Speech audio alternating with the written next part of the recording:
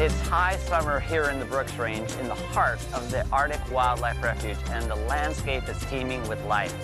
I'll be rafting down the Congahcut River to the vast and beautiful coastal plain. I'm Art Wolf. Join me on this episode of Travels to the Edge.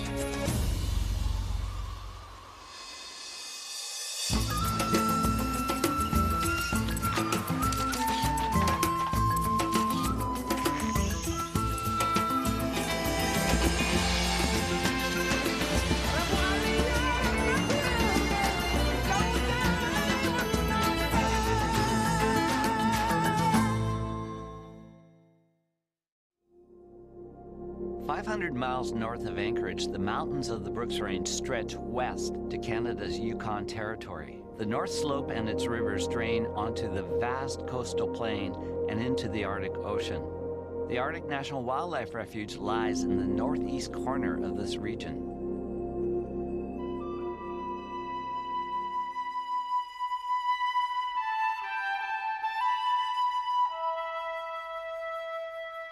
Whenever I fly north to the refuge, I make a stop at a remote Gwich'in community on the southern edge of the Brooks Range.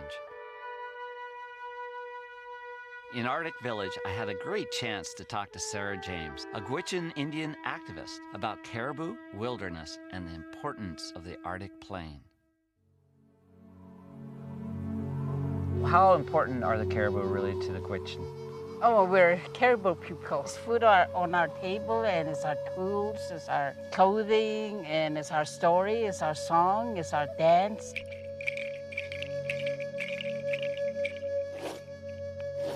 Solely depend on caribou and make us who we are. And when that gets disturbed, then we lose our way of life. Why is it so important to keep the coastal plain intact? Every year for thousands of years, the caribou go to that coastal plain because the food is there and it's a safe place for them. And it's just like a woman, you know, when we have our child, we want it quiet, clean, and private. And that's what it is for the caribou there. And we want to keep it that way. That's our responsibility.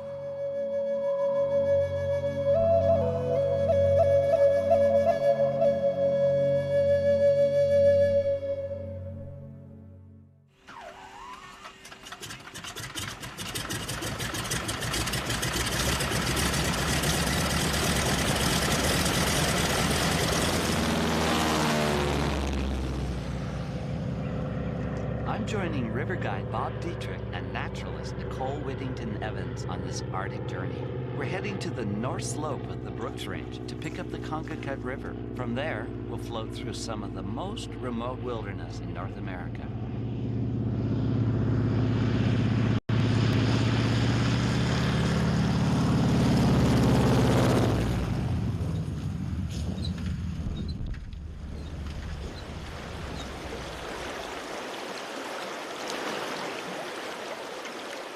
So where are our best chances, do you think, to see the caribou? Well, they're moving across the coastal plain. A lot of them kind of north of these little mountains here.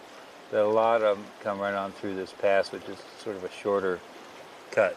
The richness of this area is incredible.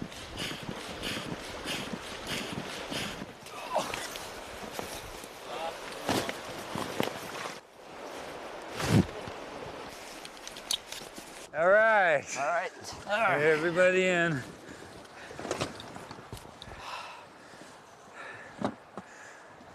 Whew, that's fun. Off like a herd of turtles.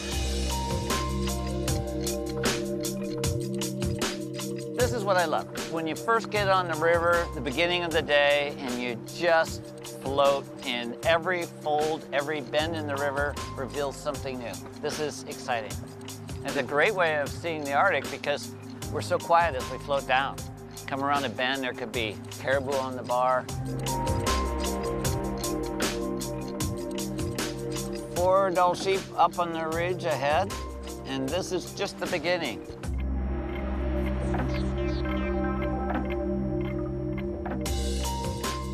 Unlike a lot of what people do in the lower 48, which is get on rivers for the sport, this is more of a transportation through a wild country. They're so wide open, so you can see wildlife for long distances.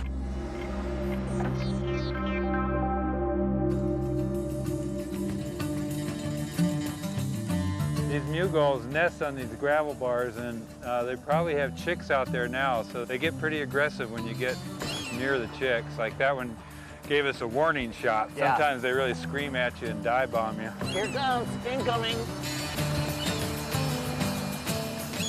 Here he comes. Oh!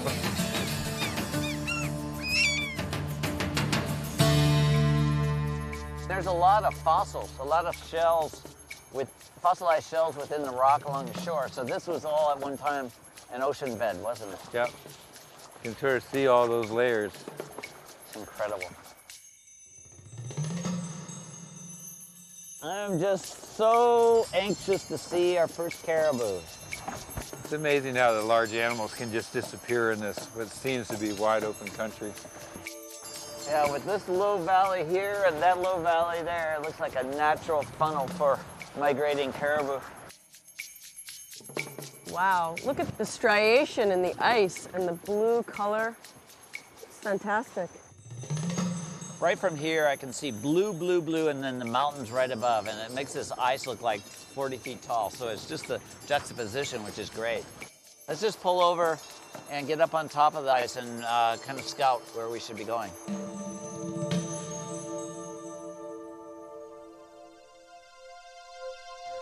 Just jumped off the raft to explore this off ice, which is one of the really primary elements of the Arctic landscape. It builds up over the winter months as the river freezes, and each subsequent freeze adds another layer until it goes from the bottom all the way to the top. Some of this off ice will be as deep as 12 feet, which is pretty extraordinary stuff. As I hike along the rivers that flow out of the Brooks Range, I can find a lot of evidence of this ancient seabed. Many, many rocks hold fossils. Chitons and other crustaceans are really obvious in these rocks. And like everything else that I do, I love to photograph various scales, from the grand landscapes to the wildlife that live in the Brooks Range.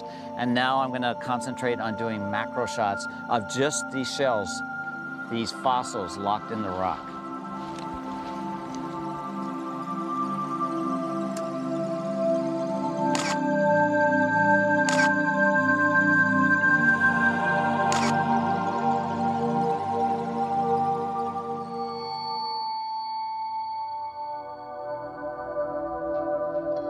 Up in the Arctic, as with every location I'm traveling these days, climate and the warming of the Earth is changing in profound ways. And in the time that I've traveled in the Arctic, looking back maybe 25 years, I've seen now entire microclimates of trees sprout and grow. We're looking at balsam poplars growing in ravines that were once barren. Wow, this is a beautiful forest. I would never have predicted this is on the north slope of the Brooks Range. Yeah, I know of very few pockets like this up here at all. These flowers, these little white flowers are beautiful. The lupin are very, very pretty. One of the interesting things about these flowers this far north is that we're not experiencing a lot of bees buzzing around us and pollinating the flowers, and that's because the temperatures are too cold often for bees to actually function. And so the alternative in a climate like this is that mosquitoes pollinate flowers like this. What I like about being in here is when you're on the Arctic slope, everything's so open and austere and beautiful. But for the mind and the spirit, it's kind of nice to have a change of pace.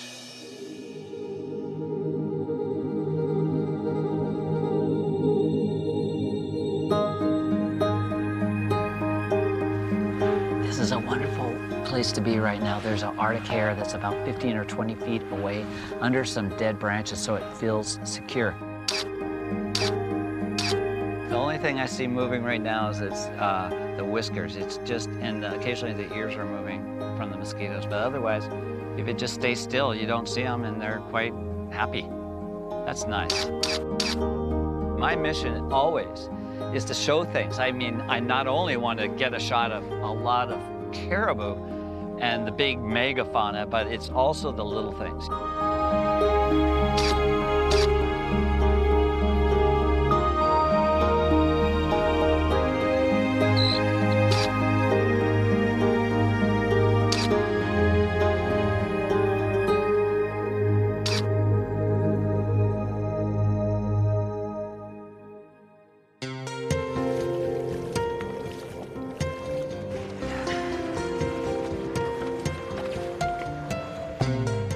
Great to be back on the river. Yeah. We're lucky to be traveling down the Congo Cut because it's actually designated all the way to the ocean as a narrow strip of wilderness out into the coastal plain. Gonna stop on the far side of the creek. Oh, oh my God.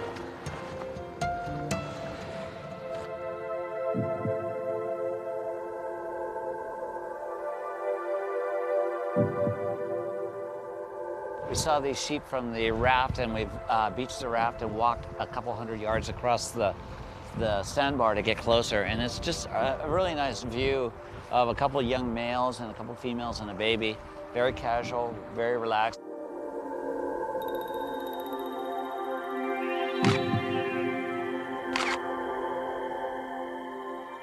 The Dall sheep is the only wild white sheep in the world. They really are uniquely adapted to this vertical landscape, and in fact, it's why they survive, because they are chased by wolves frequently, and so they don't venture too far from these cliffs above the river.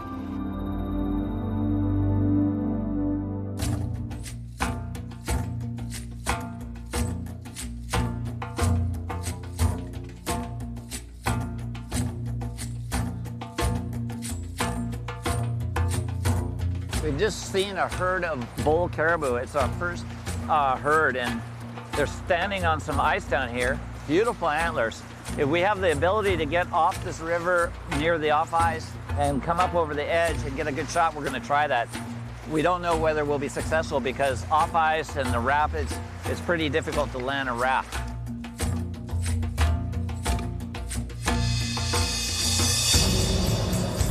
We're going to move.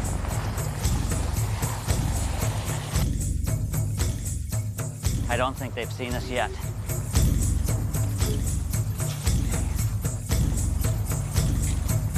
Wow, look at, they're heading towards the river. If we get a crossing, that's going to be fabulous.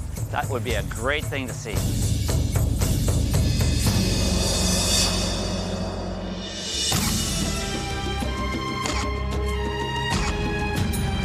This is really nice, isn't it?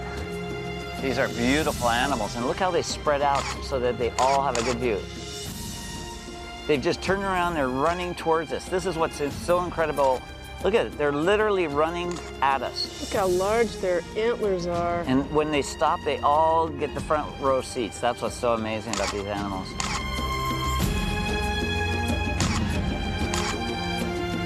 They're so adapted to long distance running. Now look at that. Oh, beautiful, beautiful. Ah, it's just like flowing water. That is as beautiful as it gets. Wow, what drama. That was so beautiful to see all the same forms with the water. That is sheer drama.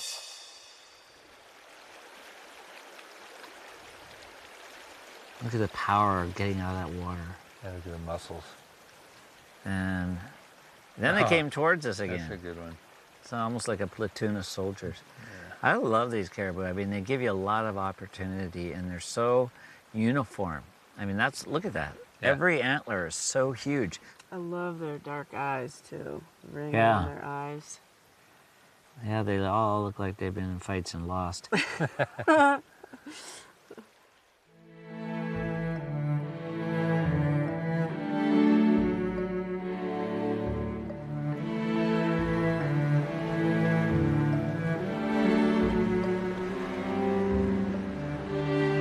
The way the sand has filled in the lower portions of these grooves in the ice.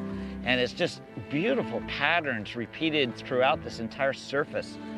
On a day when the clouds have really shrouded these mountains and I can't find any caribou, I love to find and get lost into the abstract world.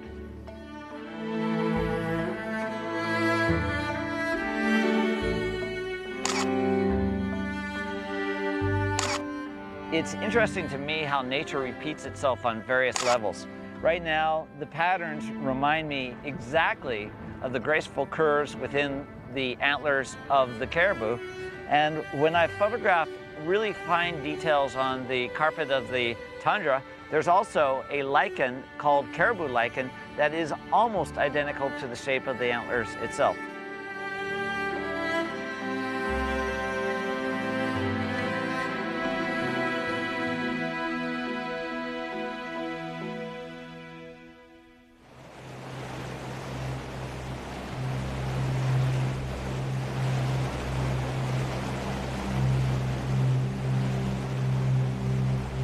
So these Arctic rivers aren't known for their rapids, but this is a pretty good set. Yeah, this is the biggest set of rapids on the river, and that's why we came up here to scout it out a little bit before we just blindly went into it.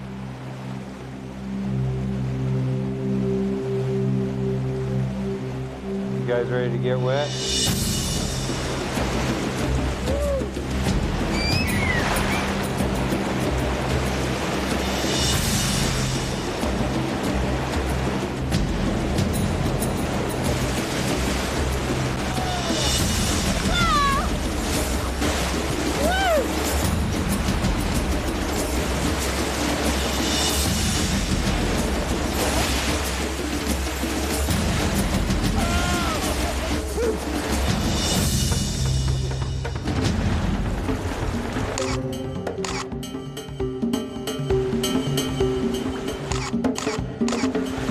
That was beautiful.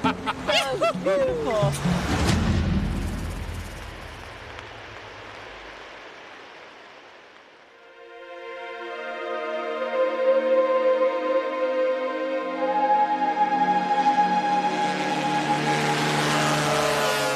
It's amazing to me when you start flying over this land and you start to see the trails of the caribou etched into the soil.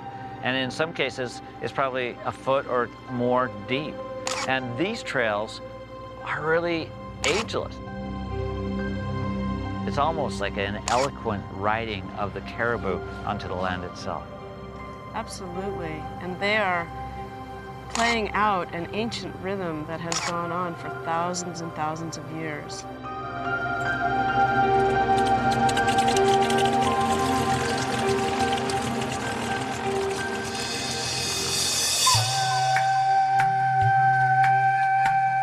Caribou migrate a long way. Yeah, it's incredible. They actually, the porcupine caribou herd travels farther than any other terrestrial mammal. Wow.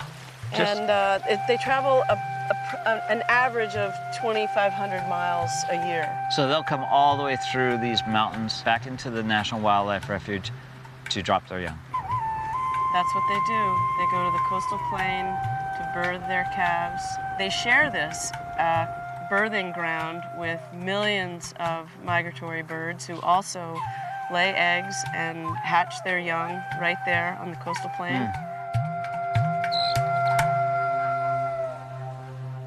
The Arctic Plain, really on a clear day, is quite an extraordinary sight because you look to the south towards the Berkshire Range and you got this skyline of glacier-clad peaks, and to the north, it's just this white, thin line of ice that lies along the ocean edge. And in between is the Arctic Plain, this giant nursery.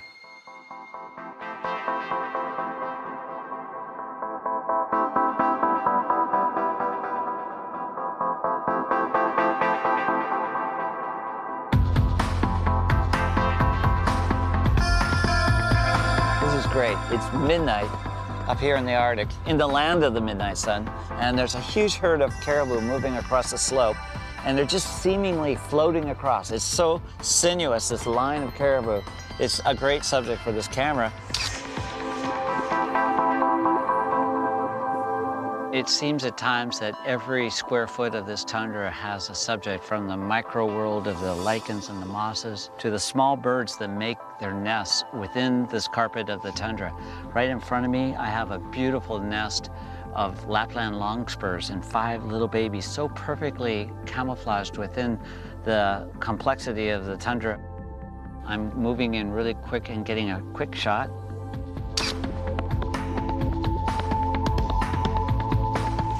This is really great. There's 3 Arctic ground squirrel babies. They're just very blasé to my presence, which is the best time to start to get really nice behavior. One of the best shots is when they all stand up on their back legs and they look around. There's a nice catchlight in the eye.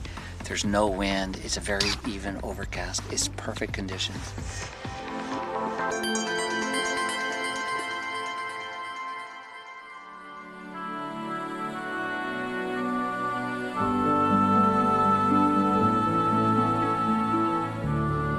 We're at a great spot right now. We've come low enough on the Congacud River that now this entire valley is broadened out. Just beyond these last foothills lies the great coastal plain. So these caribou are coming out of all the side channels, migrating right past our camp, up and over these ridges and out onto the plain.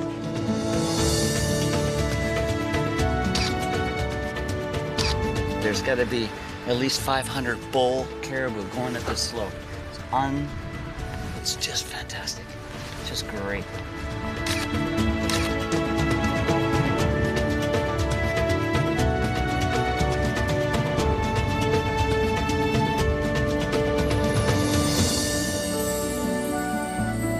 Alaska's North Slope is a vast area. At this time, 94% of it has already been handed over for oil drilling and other types of industrial development. 94%? 94% of it. Wow. If we allow oil drilling and industrial development on the remaining piece, the small piece of the coastal plain in the Arctic National Wildlife Refuge, we will be losing a tremendous piece of America's heritage.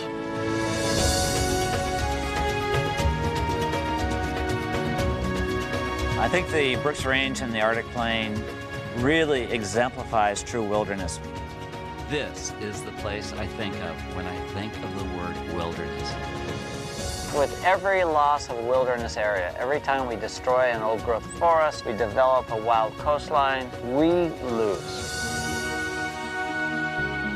Because it's important for all of us to know that there are still wild areas out there. I'm Art Wolfe. Join me next time on Travels to the Edge.